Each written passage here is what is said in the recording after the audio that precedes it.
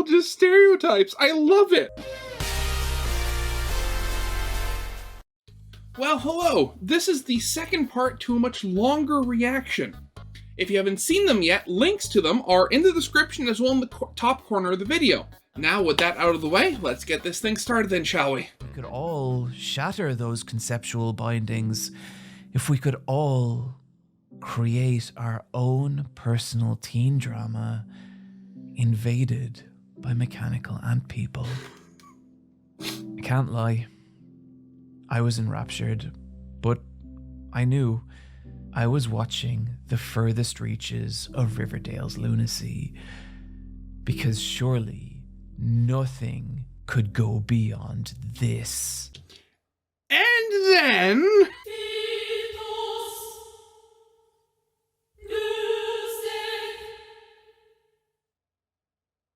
Archie is awoken by the sound of a strange, distant explosion. He tries to forget about it, but everywhere he looks, something feels wrong. A butchered deer corpse is discovered in the woods.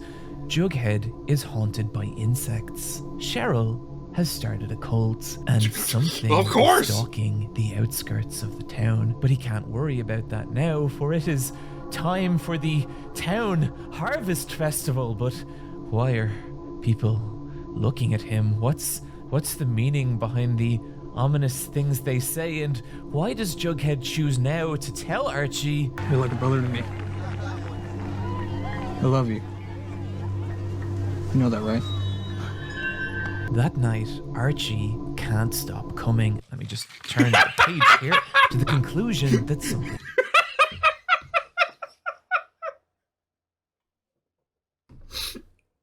That's a good joke, I'm sorry.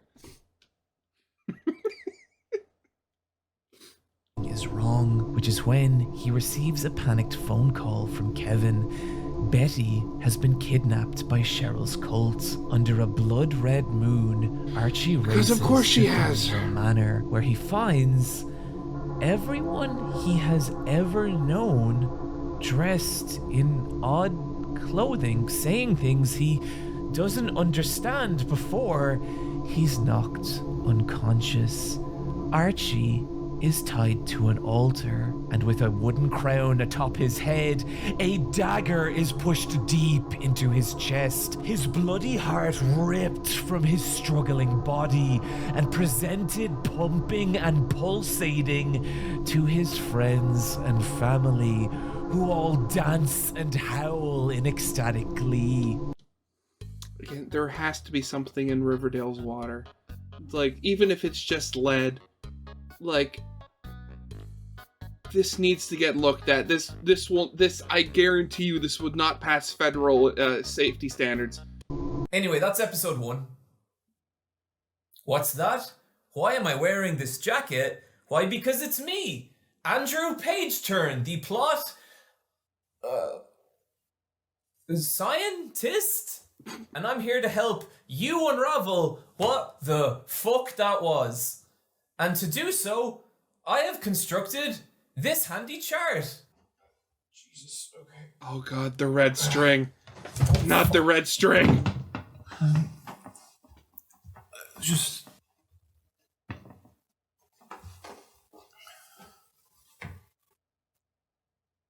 See, Season 6 of Riverdale starts with a lot of the same problems as Season 4 and 5. A lack of escalation combined with a more capable cast, and now the complete lack of a villain. Now that, oh Jesus, now that, oh fucking god. And now with Hiram Lodge's banishment, we'll get to that later, there's no longer a villain to even really manage the misery carousel that is Riverdale, which means everyone's now just kind of happy. And so if the show wants to avoid boredom, which you can see here by this sad child, it needs a new villain. And its solution was Percival Pickens. Early rising Riverdalians opened their morning newspaper to find an article titled, Riverdale, the worst town in America, which makes Archie so angry that he, and this is real, calls a town meeting so that he can fight the article's anonymous author.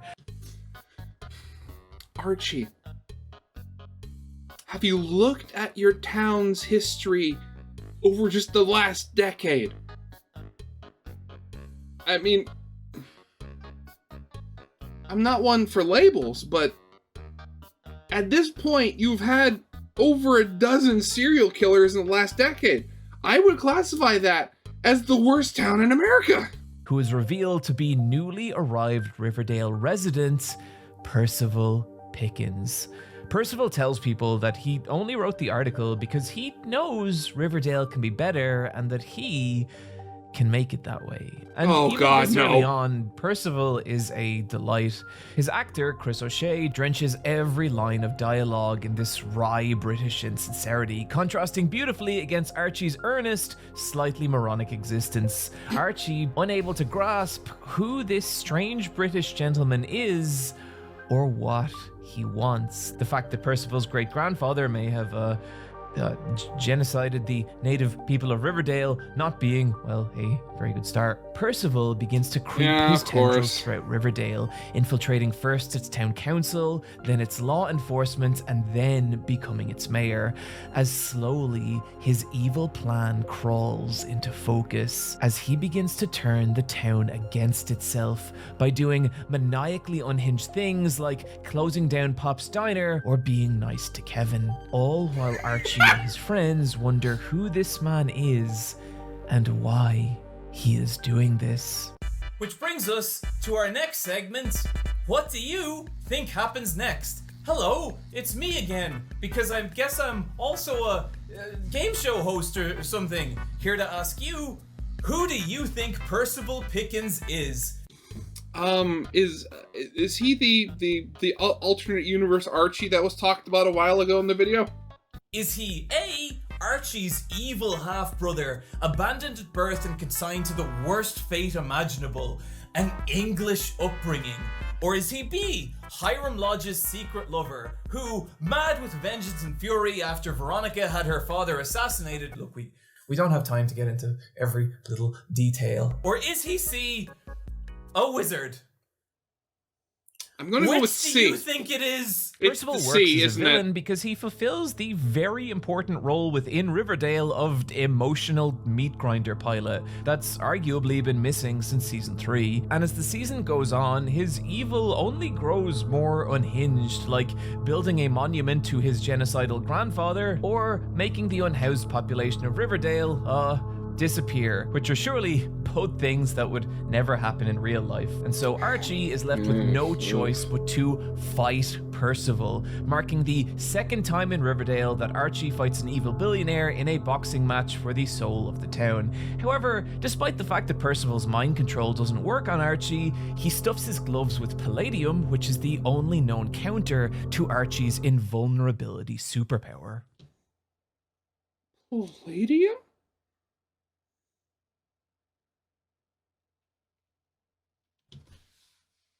Oh, I'm sorry. It seems I've left out some information. Yes, you have! Did I forget to mention the superpowers? Okay, season 5 ends with our heroes kidnapping Hiram Lodge and bringing him to the edge of town, the entire cast brandishing guns, knives, and in Cheryl's case, a bow and arrow. God, I love her. And telling Hiram Lodge that he is banished, that he must never return to Riverdale for as long as he lives, only for the dastardly Hiram to exit the show with one final genius scheme. As Archie and Betty engage in coitus, they hear a ticking sound, only for Archie to check under the bed where he discovers a time bomb. However, rather than the bomb killing them, the explosion instead gives them both superpowers. Archie is now invulnerable and even stronger, and Betty can identify serial killers through their aura. I mean, granted, that is a very important thing for her to have. Why is she the serial killer magnet? Cheryl can now use pyrokinesis, Veronica becomes poisonous, killing anyone that touches her, as well as a human dialysis machine for some reason. Julian's superpower is that he goes deaf, then learns to read minds, then draw the shittest comic books known to man. And Reggie gets a ventriloquist dummy.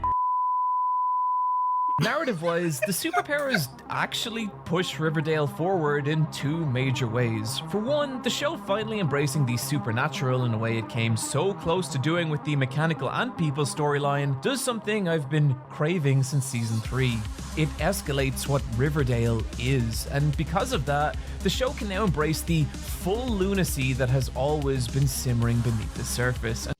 I was right. This is just at this point, it's just a live action version of Archie's Weird Mysteries. That's it. To illustrate this, here's some out-of-context plot points from Season 6. Archie's superpowered dog dropkicks a serial killer out a window. Satan becomes a canonical character named Lou Cypher. Cheryl becomes trapped in the dream dimension. Betty is revealed to be biblical figure, the Whore of Babylon. And well,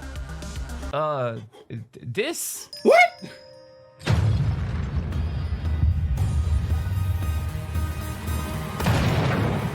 Hello! Welcome to another round of What Do You Think Happens Next? A. Does Jughead, scared by nearly losing Tabitha, realize his true feelings for her? Or B. Does Tabitha, shocked by being shot in her own diner, recover to start a vigilante group? Or C.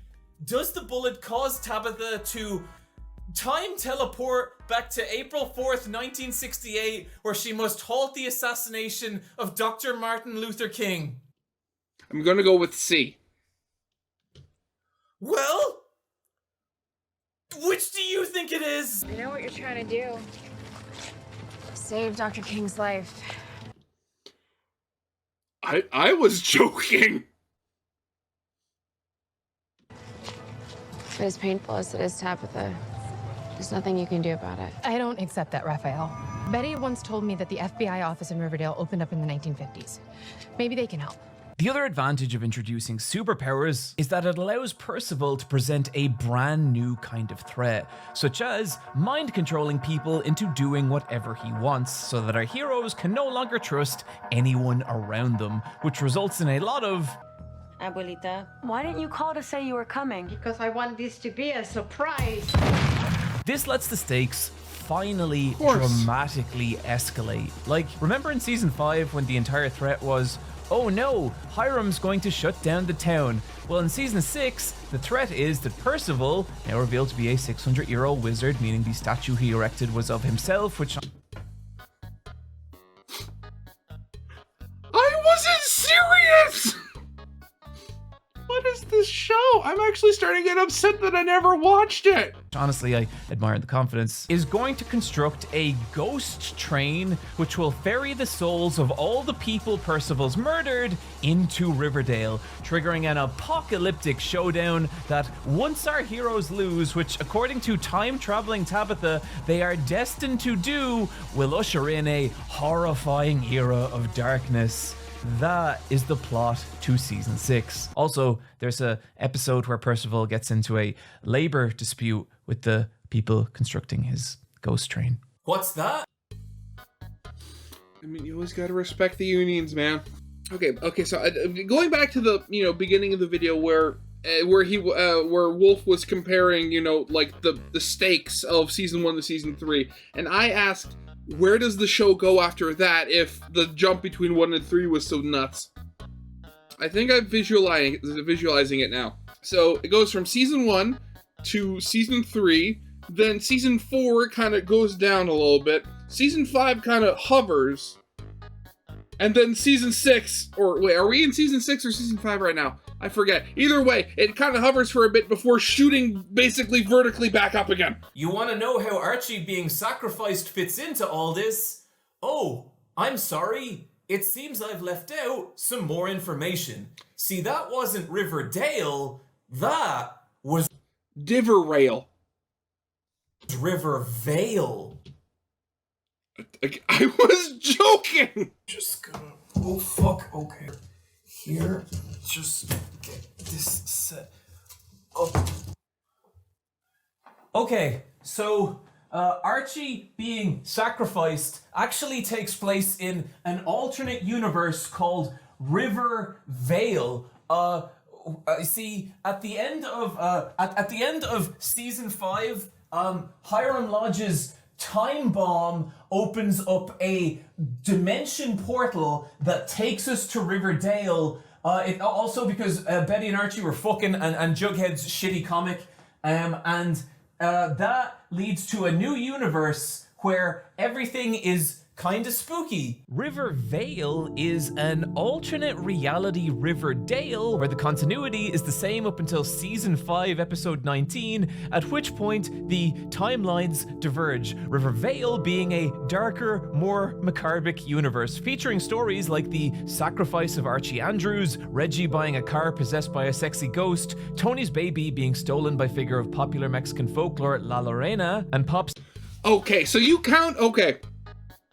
I have all sorts of issues with Wolf's counting of serial killers here, because he counted a group of serial killers as one, but then he's also including serial killers from alternate dimensions too? Like, come on, what is this? defeating Satan by serving him a milkshake poisoned with... Well, I'm just gonna play the clip. That would be the secret ingredient I added. What secret ingredient? Tears that the Virgin Mary shed at the crucifixion. Eventually, Rivervale How did you Archie get returns those? to life because death doesn't exist in Rivervale, only to go on a murderous rampage where he kills both Cheryl and narrator Jughead. Why did I need to qualify that with narrator Jughead? Oh, sweet child, we're getting there. At which... Okay, so, given that he's called narrator Jughead, like, the only thing I can imagine is that Rivervale kind of swerves off the normal kind of like show progression and like style of Riverdale, and instead becomes more like the Twilight Zone. And you have narrator Jughead where he's kind of taken like a Rod Serling role, where he's become aware of the fourth wall and talks to us interdimensional beings about the weird goings on of this world.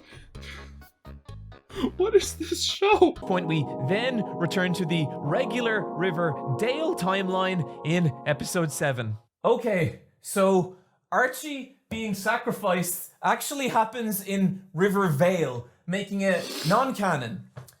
It's what a foolish imbecile would say. You see, the Hiram Lodge's time bomb from the end of season 5, that somehow multiplies with the fact that Betty and Archie were having sex upstairs, and Jughead was making another shitty comic book downstairs, which altogether ripped open a portal in space-time, creating a dimensional gateway to Rivervale. And now the two realities are bleeding into one another as the very metafiction of the TV show begins to come apart. Oh Remember earlier in the no. video when I mentioned the seemingly innocuous detail that, but with the exception of Reggie, who is recast between seasons 1 and 2, well, I did so because I needed to set up the fact that now season 1 Reggie re-enters the universe. Played by the same actor, he and post-season 2 Reggie now wrestle for dominance over who the real Reggie actually is before killing each other in a pistol duel. Things continue to spiral. Jughead finds a reality warping comic book depicting himself and his entire life up to and including the moment he finds the comic book. And there is absolutely a moment where an overworked sound engineer tries to pass his voice off as a dog bark. Events and plot lines repeat from Rivervale to Riverdale as characters begin to perceive both realities at once, and existence itself begins to splinter and fall apart, resulting in occurrences like Betty receiving a phone call from Dr. Curdle, tragically informing her that Jughead's dead body has been found at the outskirts of the town. Only Jughead sitting right there, and that's because it was actually the body of narrator Jughead, the character who delivers the Twilight Zone-esque introductions of the Rivervale episodes, but is also a canonical character. Narrator Jughead, having been murdered by Shadow Archie Andrews, goes to the Rivervale afterlife and is then resurrected, returning to Riverdale to warn Rivervale Jughead that unless he writes the rest of reality on a magic typewriter, the universes will implode. neither of these characters to be confused with either Riverdale Jughead, Shapeshifter Jughead, or my personal favorite, Angel Jughead. There's so many Jugheads. Why am I even asking at this point? This show, it's not even off the rails. It's not even running on the ballast. It derailed and has been in a constant state of exploding for the last 2 seasons. Who are all their own separate characters. And where this gets really interesting is in episode 18. It's not interesting yet? Rivervale Jughead crosses the dimensional portal to Riverdale Jughead and accuses him of plagiarizing the story he wrote to power the reality of the alternate dimension, which has fascinating implications on the very notion of what is even happening. As I watched back this footage of myself prattling like some kind of lunatic werewolf person, I saw something in my eyes that devastated me. Doubt. I consider it my job to find meaning in the media I consume, and that's what I expected, nay, had to do with this video. But as I watched myself search through each insipid little plot strand, I was met with a crushing realization. There was nothing here. Riverdale had trapped me in a nihilistic void where I now made desperate bestial flails, hoping, praying to make contact with something, anything, any little shred of story that would make it all make sense. I mean, I said it before, and I'm going to say it again. This show is the visual equivalent of a run-on sentence. But my fists collided with only an empty universe. No purpose, no reason, just entropy. Riverdale was crushing me, forcing me to reconcile that all art is the purpose we inflict upon it, a construct we use to blind ourselves to the void, that meaning is meaningless. And then Tabitha uses her time powers to time teleport the invincible baby forward 20 years so that he Invincible does baby? his entire life, but now he's an adult and can wear a cool jacket, and then he does nothing. And that's what's happening. This is Andrew Page turn, signing off. I'm genuinely scared.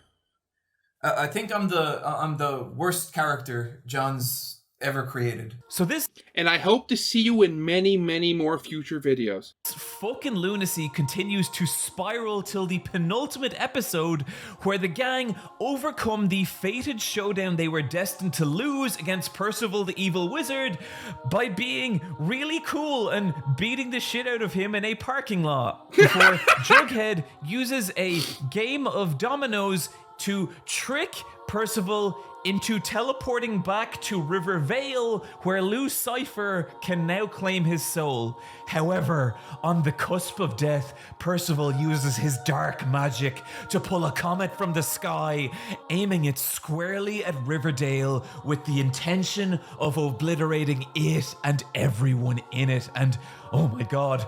Unless a meteorite strikes this town in 2 days. My god, he Wait, are you saying this entire series, the season happened in 2 days? was trying to warn us. Season 4 Jughead was trying to warn us. Which is when, Never through mind. a lesbian witch ritual, Cheryl transfers her great-grandmother's soul into her body, as does Tony, so that their grandmothers can now finally have witch sex, which somehow leads to Veronica using her poison dialysis power to transfer everyone's superpowers into Cheryl so that she can fire gay, lesbian witch lasers at the meteor, saving the town.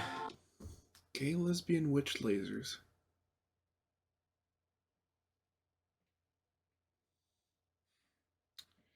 Yeah, okay.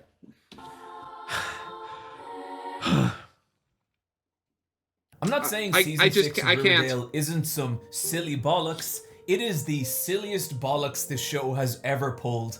But I think in that, it's also kind of the perfect way to end Riverdale. but I looked and there were 7. So how bad? And when I say bad, I mean bad in a bad way, not bad in a good way. But how bad is season 7 going to be if they were left with such a perfect ending in season 6 and they still went on for one more? Because it's a season that does something so faithful to what made those first 3 seasons so entertaining. It escalates Riverdale to a place that would have been completely unimaginable from that first episode. And it's ridiculous and fun, and most of all, a fitting ending to the strangest teen drama of all time. Only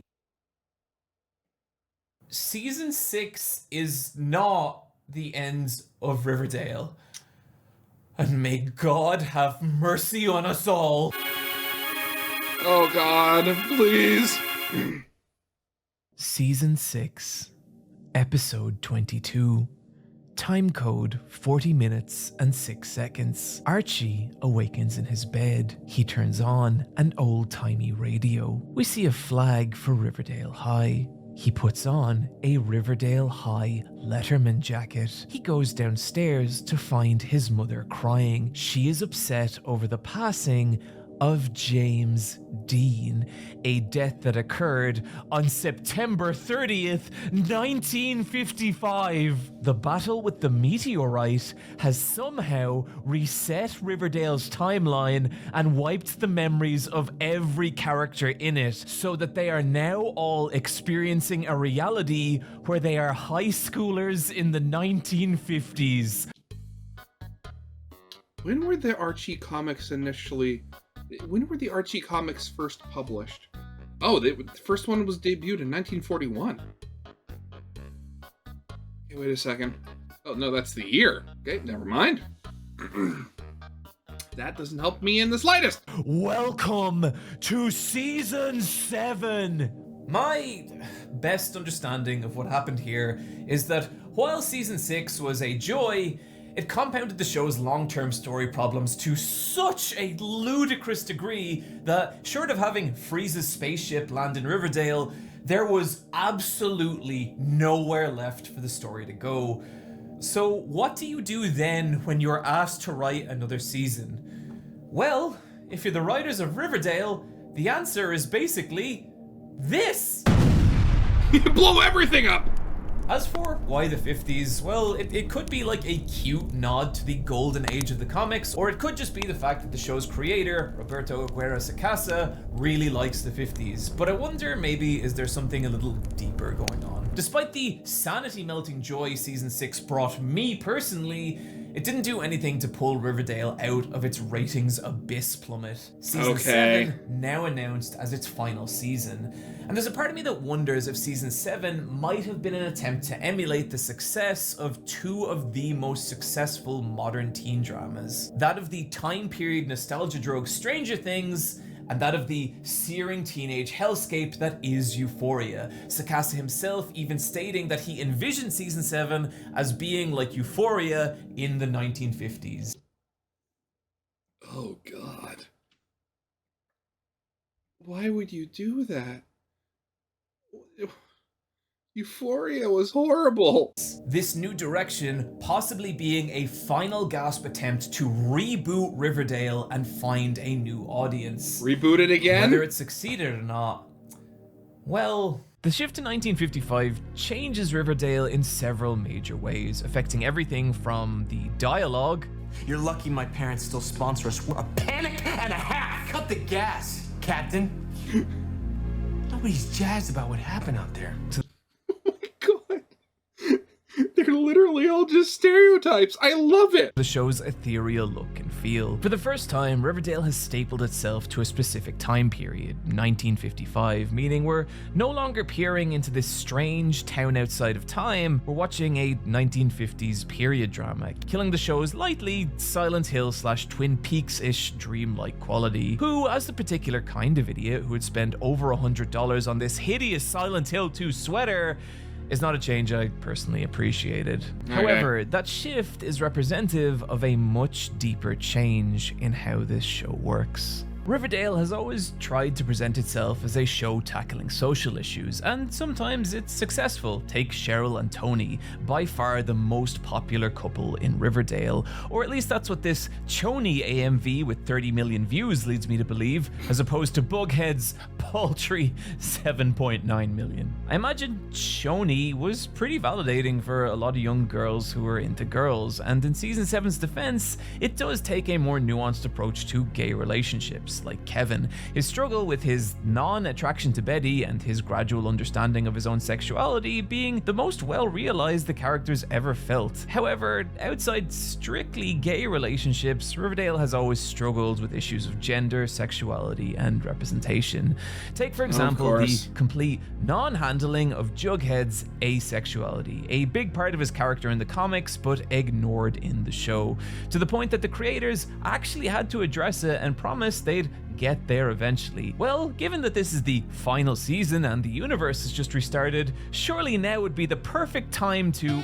No, they did not. Okay. Never mind, I guess. This kind of insincerity is constant throughout season 7. Take the beauty pageant episode, which is won by Ethel. Ethel is the only member of the main cast not to have the physique of a 90s supermodel, and the intention of this episode seems to be to say something about body positivity, but Ethel's been in this show since season 1 and has spent the majority of her screen time being depressed, pining after Jughead, brainwashed, or accused of murdering her parents. Or all of the above.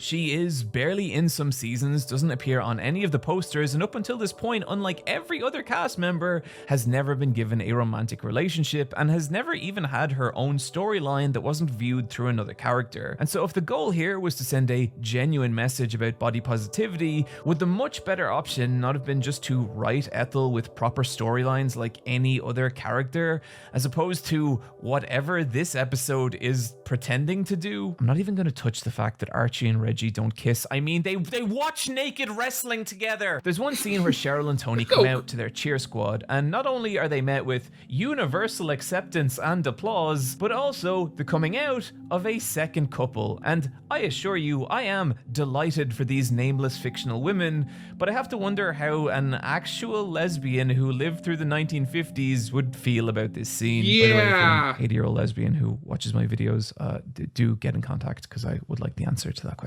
I mean, you gotta know your demographic. Point here is that Riverdale is not good at handling nuanced social issues and never has been. But the problem becomes much worse when you remember that the setting for this season is the 50s, yeah. And oh no! In a way that you can feel immediately in season 7's first episode, as the day that Angel Tabitha, different to regular Tabitha, time teleports everyone to, is the same day that Emmett Till's murderers were acquitted in a trial after less than an hour of deliberation from an all-white jury. Emmett Till being the young black boy who was beaten to death after being accused of whistling at a white woman. And this is a plot line in this episode. I appreciate the desire to cover such an important and horrifying moment in Black history, but something feels really weird about having it be the B plot to a time-traveling angel. And look, obviously, I don't speak for Black people, and I'm not the person you should be coming to for opinions on stuff like this, but a brief internet search leads me to believe that this episode was, well, not positively received. As for how the racism of the 1950s was conveyed through the white characters of Riverdale, I hate this video for making me say that. Riverdale's white protagonists are in season 7 generally treated as these perfect angels who all have an innate understanding that racism is bad. It's never something that they need to recognize within themselves or reconcile in their own actions. Instead, it's always something external, something happening over there being done by a bad person. My issue being that this is 1955. These characters were raised in and surrounded by a society where racism was unfortunately the norm. And well, I mean, as we've seen in this show, Riverdale is a weird town. So maybe it's just always been weird, but it's been weird comparable to what's considered normal for the day? I think forcing the characters to recognize that, both in the world around them as well as how that has shaped their own perspective, and having them then change their own actions and worldview from there, would have been much more powerful in terms of what the show is trying to say. Does that all sound okay, FD? I do not care, John. This is my problem with What? season Who's 7. that? It both wants to present the 1950s as this idyllic place where everything is happy, but also tackle difficult social issues of that time. And the result is just this weird compromise where hatred and bigotry exist, but can be explained away with a single polite conversation or impassioned speech. And I can't help feel that it's a little disingenuous as to what people of that era actually went through. Is that and I salt? get that it feels weird to have a discussion on social issues this far into what has been a very, very silly video, but that's kind of the point. That is the experience of Riverdale Season 7. At this point, you might be asking, Eyepatch Wolf, John, buddy, why are we focusing so much on social issues here? What about the organ harvesting, the serial killers, the superpowers, the alternate dimensions? I don't come to Riverdale for social commentary. I come for the insanity and the most seamless product placement known to man. Yeah, so I'm going to guess that there's none of that in this season. So I was right. Season 6 was the high point, and then it's a straight nosedive for Season 7. It's on me. Here's my time card.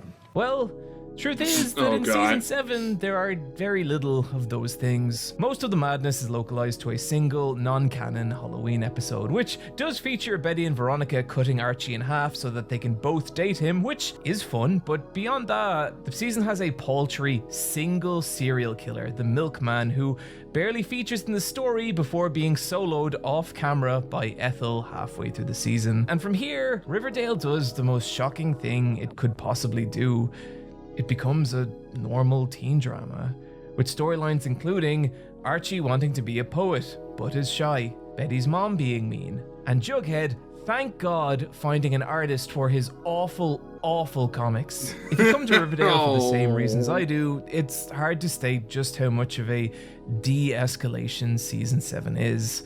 I kept waiting for the multi-dimensional storyline to pick back up and for the carousel of lunacy and trauma to start all over again, but as the season went on, that hope became dimmer and dimmer. Instead, the characters all just seemed kind of happy, their lives beginning to work out in a way that felt so antithetical to what this show was. As I reached that last cluster of episodes, I found myself experiencing something I never had with Riverdale. Boredom.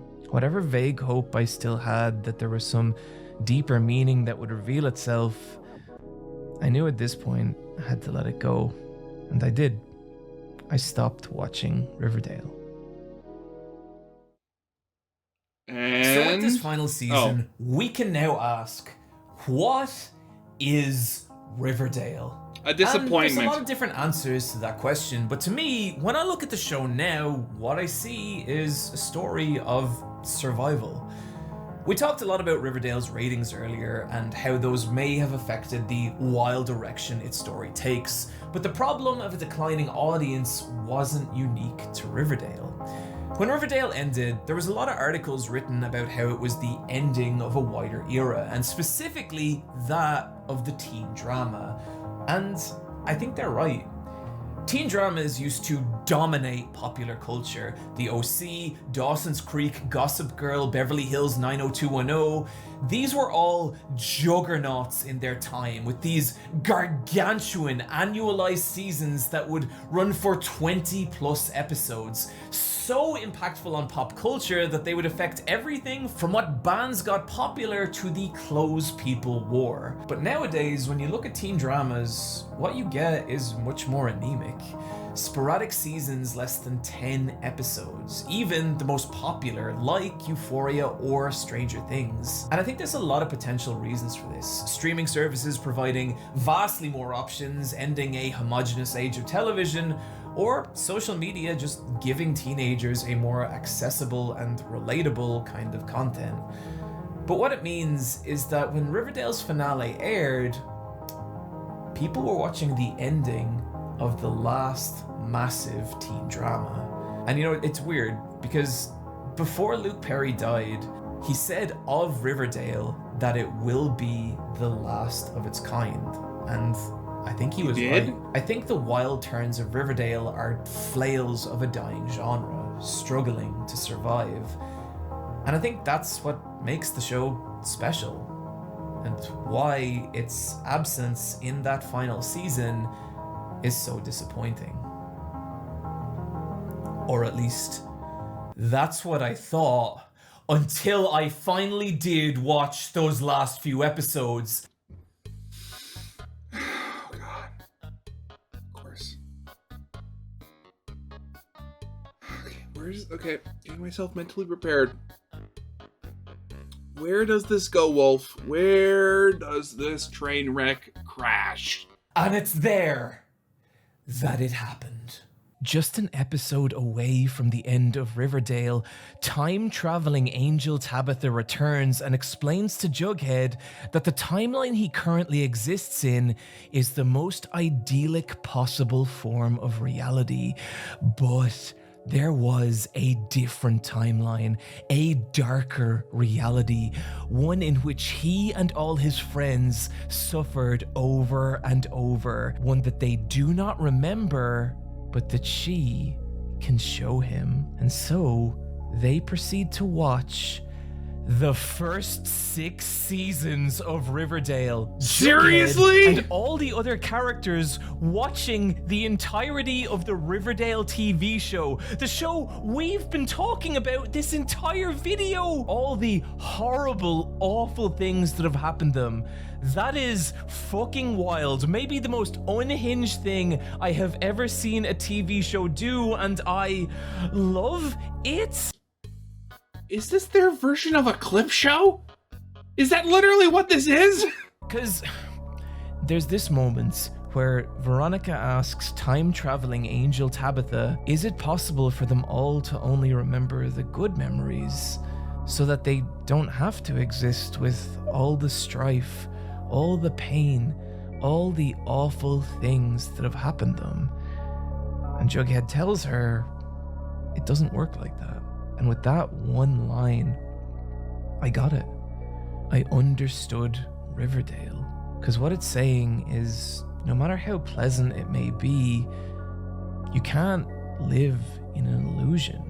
In order to be human, we have to accept the darkness, embrace the pain, carry the hurt with us, and use it to make us stronger. Because ultimately, all any of us should ever strive to be is the most complete version of ourselves. And it's with that I realized this is what Riverdale has always been about. This is what's always brought me back to this town. Actually, I can only reshare the good memories. What? No, Angel Tabitha. No. This was all meant to mean something. No! Friends, thank you for joining me today. I hope you had a good time with today's video. And if you did and want to help fund more videos like this, you can head on over to patreon.com/super Eyepatch Wolf, where for a single $1 you can access bonus videos, my Discord, my secret review hole blog, get a 15% discount on all merch over at eyepatchwolves.com. And also have your name listed here and possibly even read out, just like Fangirly, Foxbat, Chio, God Senpai, Poo Poo Brain Disease, Lemonade. Thinking about it, the whole thing was like, oh, that, her giving them only the good memories from the previous timeline, that kind of ruins everything. But, at the same time, that was the end. That was confirmed to be the final part, the final episode, the final thing of Riverdale. So, after all the trauma that they've gone through, giving them, an actual happy ending where they can just be happy in this idealized universe. I can think of a great many shows that tried finishing off on a good note, and the end result wasn't anywhere near as good as that. So, at the end of the day, after all of the pain that those characters have gone through, it might have been just the best option for them. Honestly. Though, you know, actually thinking about it, I'm actually really upset that they never had an animated episode. Because that was a thing, like, for a while there, like, every show had, like, the one weird episode where they were animated. Like, oh god, I remember that one episode in Fringe where they went to, I think it was they went to an alternate dimension or something and they were on drugs. Or, no wait, was the drugs a separate episode? I completely forget, it's been a while. But, like, the entire episode was, like, stop motion animated. Oh, that was so good. Ugh. But yeah, I'm so upset that, oh god, yeah, and you could have had it where, like, the animated style was in this, that the animation was, like, in the style of the old comic books. That would have been perfect. Ah, that would have been so good. But yeah, I guess that's gonna be it for now, because it is, you know, it's 5:30 at night, I got things to do, and this has left me with a lot of things to think about. Oh god. So yeah, that's gonna be it for now. So yeah, of course, as always, original videos linked in the description if you haven't seen it for some reason. Corner video will link to my Let's Play of the day. And yeah, that'll be it for now. So yeah, I hope you guys liked. If you did, leave a like, subscribe if you have not, and I'll see you guys next time. Goodbye.